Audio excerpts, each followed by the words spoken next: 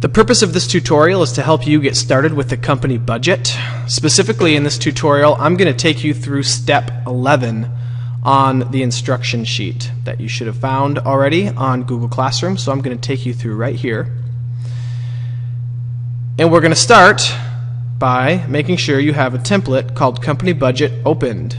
So this will include your name in the title because it's been posted to Google Classroom to give a copy to you. But it would look like this. So make sure you've got that open. Pause if necessary. So the next steps on your company budget, let's just read along, is to navigate to Sheet 2, and then we're going to rename Sheet 2 Sales Worksheet. And make sure you do that with capital letters, spelled correctly, and a space in between. So both words capitalized, space in between. Step 4 is to insert a student header, and this is going to take 2 steps because Google Sheets does not have an option to simply insert a header like Microsoft Excel. So we're going to need to freeze row 1. We're going to need to merge the cells together. Then we can add our name to that merged frozen row, and it'll look nice just like a header. So the way we would do that is this. I'm going to go to View and choose Freeze Rows, and I am going to choose Freeze Row 1. You'll see what that did is it set this apart, so my header is going to look a little nicer. Next, I'm going to take the fill handle. I'm going to drag it all the way across so that I've selected all of these cells in this row. Then I'm going to go to Format, choose Merge Cells, and then select Merge All.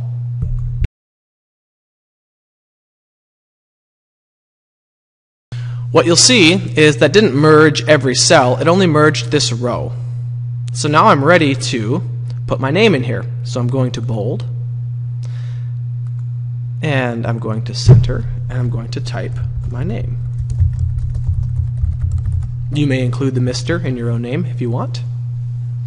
So now I've created essentially a header to make my sheet look a little more professional. Next, I'm going to format columns D to H to dollars. You'll see these categories are all sales or cost categories that will all be measured in dollars. So up here, I'm going to select these rows by holding down, and I've selected rows D to, D all the way to H. I should be able to do that a little more easily. Let's try that again. There we go. So D to H are now selected, and I'm just going to click on the dollar sign right here. The next step, I'm not even going to go back over to the instruction sheet because it's very easy. It's just to select column I and format that to percentage, which is right here.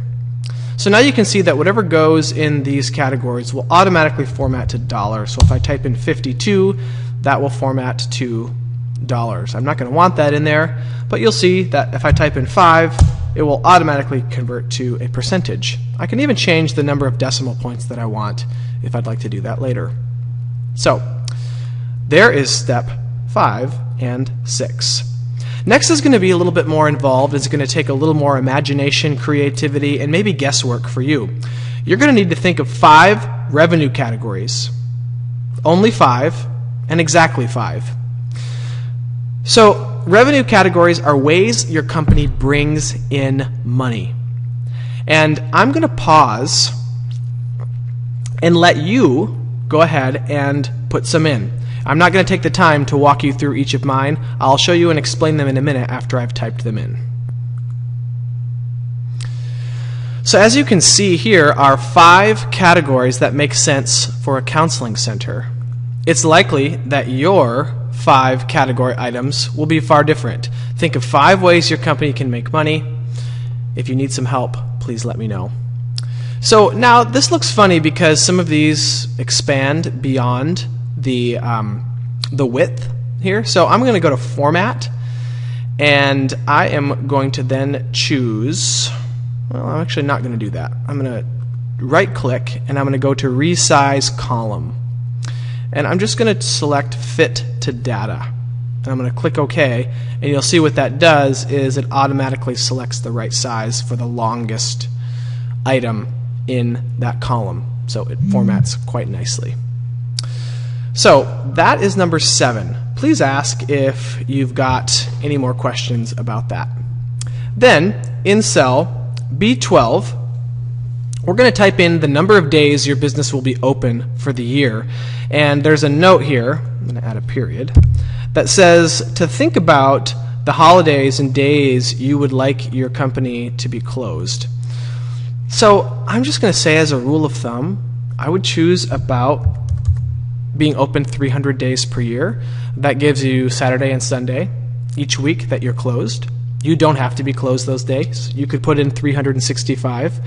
But that gives you Saturday and Sunday, or at least Saturday, sorry, it would just give you Sunday or Saturday, depending on which weekend day you want it to be closed. And then it also gives you 12 more days somewhere in the year. So 12 to 13 more days. So I usually choose about 300. You could choose more, you could choose less. It's kind of up to you how many days you'd like your company to be open. 300, give or take, is usually where I encourage students to start. So then we jump to number 9. And in column B, we're going to type in the number of units of each category you would like to sell each day. This is definitely going to start as a guessing exercise. So I'm just going to take you through mine. I think with the counselors that we'll employ, we could have about 20 individuals come through. For group, I'm going to give it half of that, so only 10. For the after-school program, I'm going to have the number of students I'd like in our after-school program. I'm going to start shooting for 30. In terms of books and resources, this is not going to be the most major revenue category, so I'm thinking about 10. And this is a funny one because you won't get donations consistently by the day, but I'm just going to say I hope we get 5 donations. Later I can assign an average donation price here because we're a nonprofit, and I'm guessing that donations will be a big part of our business. We hope so. We hope people want to support us. So that was taking you really quickly through number 9. If you need some help with that, please raise your hand and I can help you think of that. Make sure you pause the video when you do that. Number 10 wants you to use this formula. So what we're going to do is we're going to multiply B4, this is the number per day, times the day per year. So we're going to find out the total number of each revenue item that we would sell in 1 year. And that number will appear right here. Here's the formula. It's on your sheet as well, but rather than copying and pasting, it might be nicer to think through it and type through it this way. We're going to click on B4 here, so the number 20, and we're going to multiply that,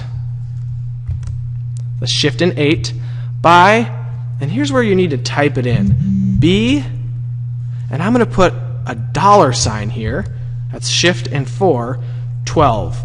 And the reason that I put the $sign here, you can see it, select this and colored it purple, is because when we drag this formula down, I don't want it to increase by 1 each time the formula goes down 1 here. I want it to stay on 300. So when you type in a $sign, that keeps a constant in that formula.